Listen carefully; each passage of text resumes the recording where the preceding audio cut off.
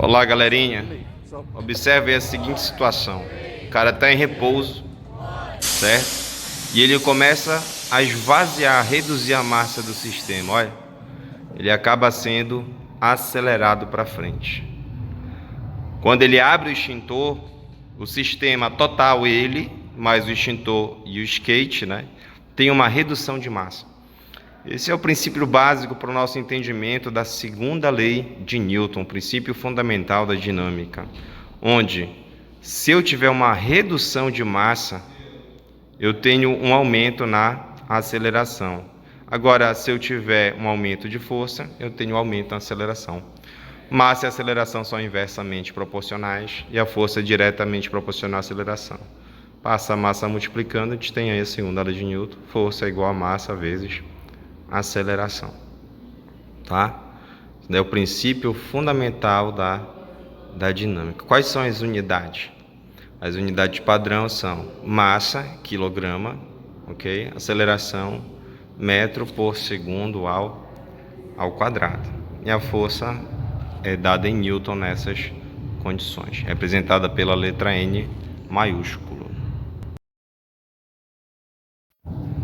Vamos analisar aqui, vamos fazer um exemplo aqui de duas situações. Eu tenho um corpo aqui, sujeito à ação de uma força F, de 20 newtons. A massa desse corpo é de 4 quilos. 4 quilos. Qual é a aceleração que ele adquire? Ele vai adquirir uma aceleração no mesmo sentido da força, ok? Velocidade inicial zero, velocidade final maior e diferente de zero, ok? Porque a força vai atuar no mesmo sentido do movimento. Força resultante igual a massa vezes aceleração, 20 igual a 4 vezes aceleração, aceleração, portanto, 5 metros por segundo ao quadrado. Segunda situação, eu vou aplicar a mesma força, só que num corpo maior, ok?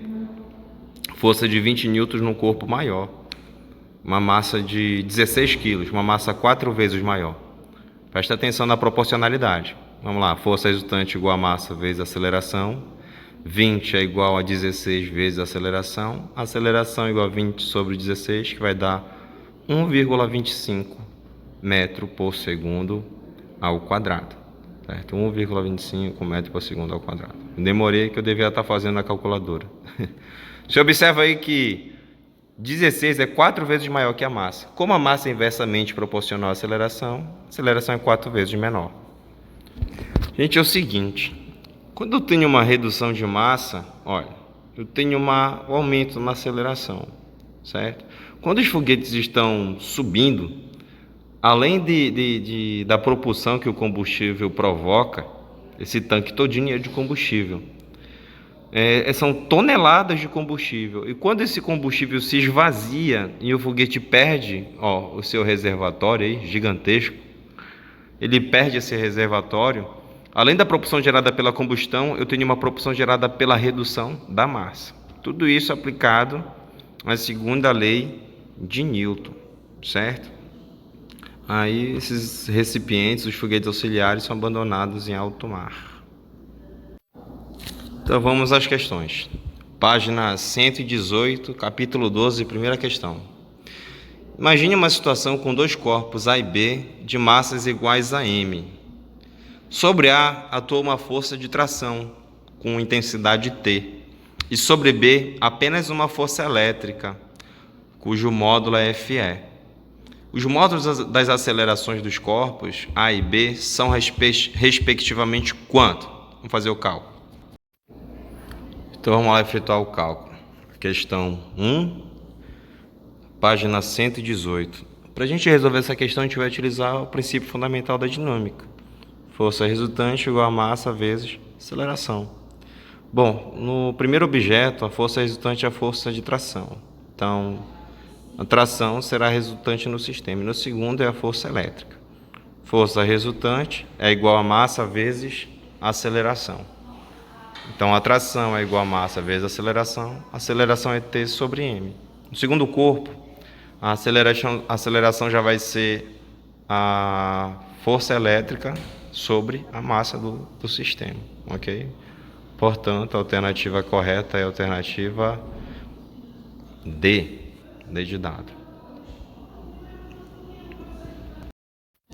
Vamos lá, questão 2. Analisa a seguinte situação. Tem um corpo, uma velocidade inicial V0 e uma velocidade final V. Se a velocidade está aumentando, é porque tem uma força atuando no mesmo sentido da velocidade. Galera, a aceleração sempre vai ter o mesmo sentido da força resultante. Quando força, aceleração e velocidade têm o mesmo sentido, a mesma direção, ele executa o movimento retilíneo uniformemente variado. Nesse caso aí é o acelerado. Agora, se a velocidade reduz, velocidade final menor que a velocidade inicial, é porque tem uma força em sentido contrário. Lembra, a aceleração sempre acompanha o mesmo sentido da força. E, gente, se a aceleração está no sentido oposto à velocidade, ela é negativa. Continua sendo um movimento retilíneo uniformemente variado, porém com aceleração negativa, movimento retardado, certo? Não é retrógrado, é retardado. Bom, agora a gente pode ter o seguinte, podemos considerar uma partícula, sai da frente, rapaz, sai com a cabeção na frente, com velocidade constante. Se a aceleração for perpendicular à velocidade, juntamente com a força, é porque a trajetória que ele executa é curva. Bom, se a velocidade é constante, a força é centrípeta, a aceleração é centrípeta. Se a velocidade é constante, esse corpo só pode estar executando um movimento circular uniforme, tá? Observação. A aceleração perpendicular ao vetor velocidade faz com que a força também seja perpendicular. Lembra? A aceleração acompanha a força resultante. Só pode se tratar de um movimento circular uniforme, né? Se a velocidade tangencial for constante. Agora, eu tenho um corpo que parte com uma velocidade inicial e a aceleração resultante é oblíqua. A minha velocidade inicial ela é oblíqua porque eu tenho outras duas acelerações atuando. A tangencial e outra centrípeta, ok? Quando isso ocorre, a força resultante tem o mesmo sentido da aceleração resultante. Então, eu tenho força centrípeta e uma força tangencial atuando. Separando os vetores aí, esse boca de burro aí tá na frente, deixa ele sair. Esse rapaz bonitão aí. Alinhando os vetores, lembra? Ponta de seta com final de seta. A aceleração resultante eu tiro pelo teorema de Pitágoras, a aceleração tangencial e centrípeta, e a força resultante sobre o sistema também. Esse movimento aí já vai ser um movimento circular uniformemente variado. Esse daí é acelerado. Agora, se a aceleração resultante estivesse para o outro lado, entendeu? Inclinada para o outro lado, seria um movimento circular variado retardado. Então, vamos fazer a questão 2 aí da página 118, após a explicação. No dia 27 de junho de 2011, o asteroide 211 MD, com cerca de 10 metros de diâmetro, passou a 12 mil quilômetros do planeta Terra, uma distância menor do que a órbita de um satélite. A trajetória do asteroide é apresentada na figura a seguir. Vamos dar uma olhada. Analisando aí a trajetória do asteroide, do 2011 MD, 2011 MD. Bom, ele está se aproximando da Terra. Como é que eu sei que ele está se aproximando? Bom, o dia 28 de junho é antes do dia 29. Ele começa a sua trajetória à direita, indo para a esquerda, 26 de junho, 27 de junho, depois 28 de junho.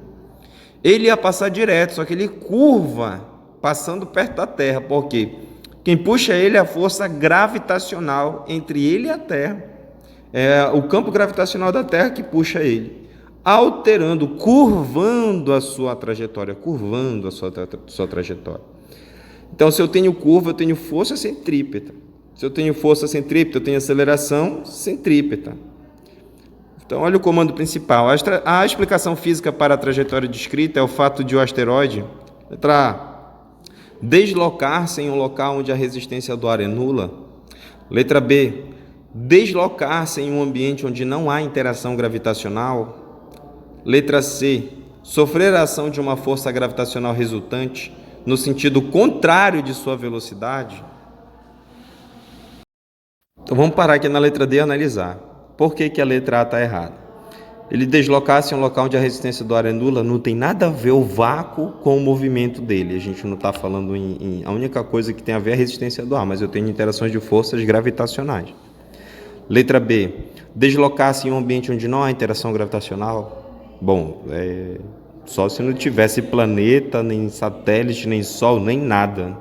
Então tá errado. Tenho sim influência gravitacional. Letra C. Sofrer a ação de uma força resultante no mesmo sentido da velocidade? Força resultante no mesmo sentido da velocidade? Aceleração é no mesmo sentido da velocidade? É um movimento retilíneo uniformemente variado, que nem a gente viu no esquema anterior.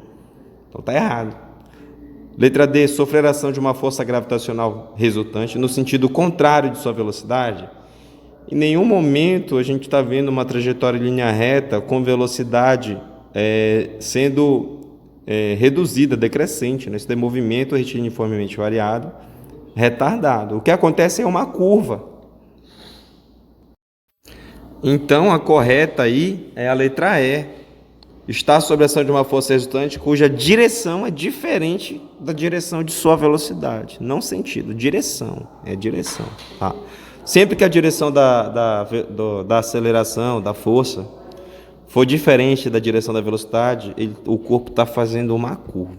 Beleza? A letra E aí a correta. Vamos para a próxima questão. Questão 3 da página 119. Um corpo de massa M de 2.386,1 gramas, já sabe que vai ter que transformar para quilograma, está sujeito ao conjunto de força, cuja resultante vale 0,2533 kg/força. Uma unidade nova aí, quilograma-força, né? Vou já explicar o que é. Nestas condições, a aceleração do corpo é quanto?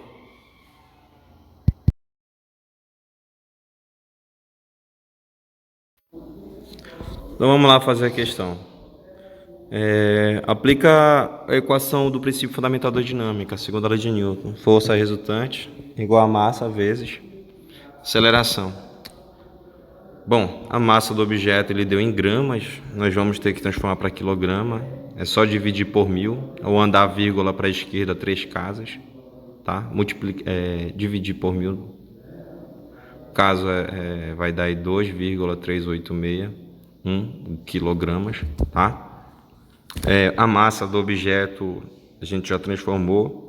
Agora, o que é esse quilograma-força aí? O que é esse quilograma-força? Ali deu aí 0,2533 kg/força. O que seria esse quilograma-força aí? Vamos lá. 1 quilograma-força é a força exercida pelo campo gravitacional sobre 1 quilo. 1 quilograma-força na Terra são 10 newtons. É só multiplicar pela aceleração da gravidade do planeta, gente. Então, se eu tenho 1 quilograma-força, são 10 newtons. Multiplico por 10, que é a aceleração da gravidade. Dessa forma, eu tenho que a força resultante vezes 10 da gravidade, né, é igual a massa vezes a aceleração. 0,2533 vezes 10 é igual a massa vezes a aceleração. A massa lá dele já transformei em quilograma, né? Está transformado em quilograma. É só passar dividindo agora, né? Vai ficar 2,533 dividido por 2,3861.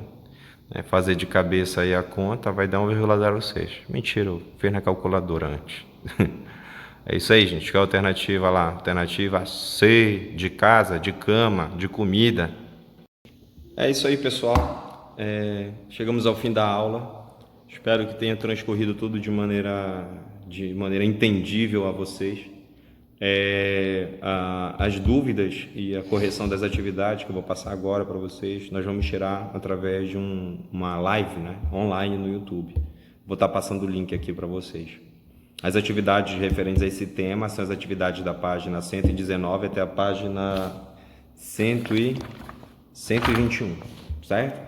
Façam aí, qualquer dúvida, vocês anotem e nós vamos tirar na live. O grupo tá ok, né? Tá evitando de ficar falando muita coisa no grupo, né? Porque fica cheio de mensagem e a gente não consegue acompanhar caso tenha dúvida ou alguma coisa. Nos outros grupos aí a gente tem um excesso de mensagem. A gente já conversou com os alunos para colocar só o que for necessário. Vamos continuar assim A gente está trabalhando aqui incansavelmente. Tá aqui a professora Zaira também. Dá um alô pra galera aí, Zaira. Hello. Hello boys, hello girls. Hello, Fox. How are you doing? Fox é raposa, né? Não, Fox. O que é isso? Galera, pessoal. Ah, galera. Beleza. Hi, Fox. Hello, isso aí, galera. Folks. Então é isso, gente. Precisando aí, você anote tudinho e a gente conversa pelo grupo. Ok, tchau pra todos, bom almoço, boa quarentena aí, certo?